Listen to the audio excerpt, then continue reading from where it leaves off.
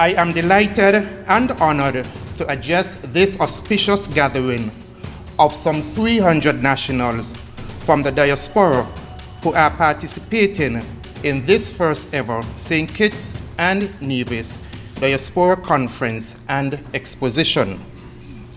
As defined broadly, the diaspora includes both you as migrants and your descendants who maintain ties with us in St. Kitts and Nevis, thereby helping to integrate and assimilate your home country into the dynamic global economy. These ties take many forms and make a significant socio-economic impact on this country. In essence, these strong connections facilitate the transfer of invaluable ideas, knowledge, resources, and skills back to St. Kitts and Nevis. Our Team Unity government therefore conceptualized this very important conference and exposition in an attempt to formalize the role that all of you in the diaspora should play in our crafting and implementation of an inclusive, sustainable growth strategy in St. Kitts and Nevis. Under such a strategy, your government intends to execute policies that will promote resilience and reduce volatility, as well as our vulnerability to economic shocks that can hamper our progress in achieving the Sustainable Development Goals, including poverty reduction. Researchers and economists the world over, including those who work for esteemed institutions like the World Bank, have long held that diaspora populations play a critical role in supporting sustainable development in their home countries. According to the United Nations International Fund for Agricultural Development, IFAD, the potential for synergy in connecting the scale of remittances to reach the SDGs is clear. 1 billion senders and receivers and a projected US $6.5 trillion in international remittances will be sent to developing countries between 2015 and 2030.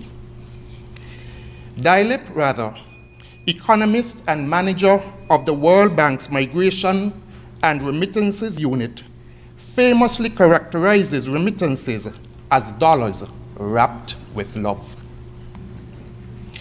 The India-born economist who resides in the United States notes that remittances act as a kind of insurance because, unlike private money, which tends to leave the country at the first sign of trouble, remittances increase when the family back home is in trouble.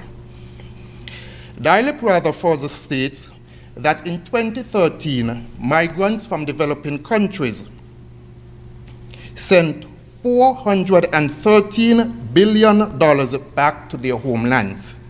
He compares this with the $135 billion in aid received by developing countries that year. Yet, we endlessly discuss and debate about development aid while we ignore remittances as small change. Dilip Rather says, he points out that dismissing remittances as small change is a fallacy, because the money diaspora populations send back home on an annual basis actually accounts for 3 times more than the amount of development aid. Development economists such as Dilip Rather acknowledge that remittances tap the incomes of diaspora populations, but the greater goal must be that of mobilizing their wealth and resources so that they are brought in as full development partners. The Team Unity government recognizes that you have long been our partners by helping to support spending on education, healthcare, and a wide range of consumption. We recognize that your support has been resilient and stable even when other capital inflows to the country have stalled or reversed, most notably during the financial crisis of 2007. Our government also recognizes that our nationals who reside abroad are deeply tied to their land and to the people of St. Kitts and Nevis. Moreover, many of you yearn to be involved more meaningfully in the development of the Federation. The government of St. Kitts and Nevis, through its Ministry of Foreign Affairs, has therefore planned this first Diaspora Conference in recognition that we want you to share even more in our vision to help us to build a stronger, more resilient country. We have thus taken this opportunity to engage our large diaspora population by organizing this Diaspora Conference and exposition right on the heels of the Anguilla, Nevis, and St. Kitts Association reunion and SAR, which was just hosted in the Federation by the St. Kitts Nevis Returning Nationals Association. The 18th edition of the biennial reunion garnered wide participation from St. Kitts and Nevis associations around the world, including those in Montreal and Toronto and other parts of Canada, Miami and New York, and other areas in the United States, as well as Birmingham, Leeds, and other cities in the United Kingdom. These diasporic St. Kitts and Nevis cultural associations, in addition to overseas-based specialty charity organizations, such as Hearts and Hands for Nevis Incorporated and the Sandy Point Benevolent Society, SPBS, to name just a couple, epitomize the power of diaspora philanthropy. Your diasporic associations provide academic scholarships and support to students in St. Kitts and Nevis, and also recognize and award the models and award role models who provide distinguished service in uplifting their respective communities throughout the Federation.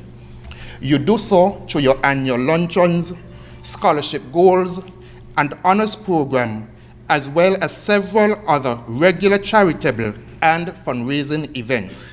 What's more, a number of on-island charitable organizations receive a portion of profits coming out of each and every Ansar. Your association members' deep love of country and dedication to nation building continue to redound to the benefit of our beloved Federation, and my highest commendations go to all of you.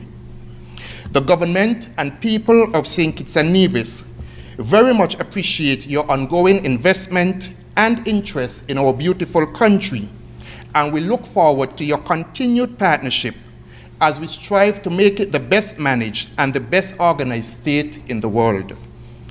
That's why today we are here and have organized a cabinet panel and open forum. We have tapped into the considerable resources and expertise of participants in the diaspora who are making great strides in academia, government, and the private sector throughout North America, the United Kingdom, the United Arab Emirates, and other parts of the world to plan this historic gathering. My government intends for the conference and exposition to inter alia heighten awareness of investment opportunities and also lead to the establishment of a database of diaspora expertise and approve diaspora policy that will provide a legislative and regular framework to facilitate diaspora investments.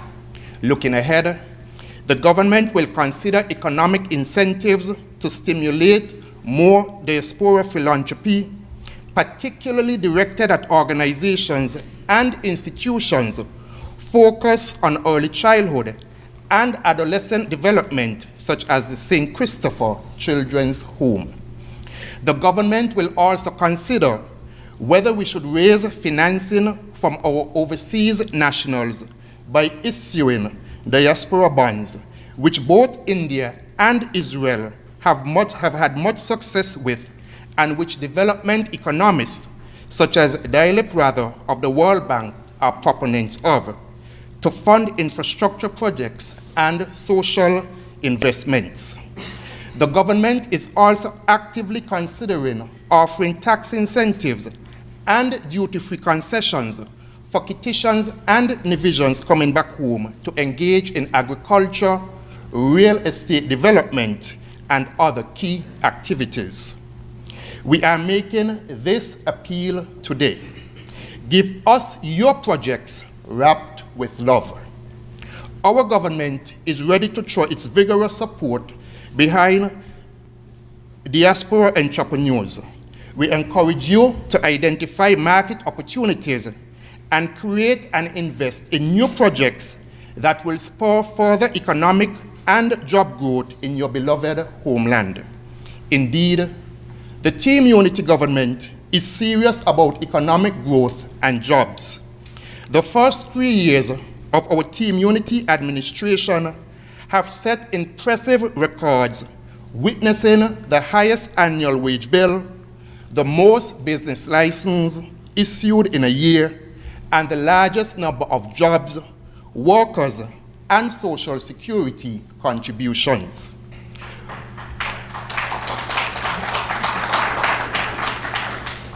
Whether it is to achieve entrepreneurship, property ownership, or wealth, whatever our people's hopes and aspirations, we are making things happen for all.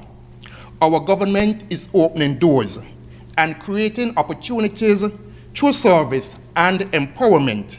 And today, we extend a hand to you in the diaspora so that we can work together, building partnerships towards sustainable development. It is therefore my great honor and privilege to officially open the first Diaspora Conference in our beloved St. Kitts and Nevis. Thank you. Stay up to date with news, programs, and activities of the government with SKNIS. Like us on Facebook. Listen to us on SoundCloud.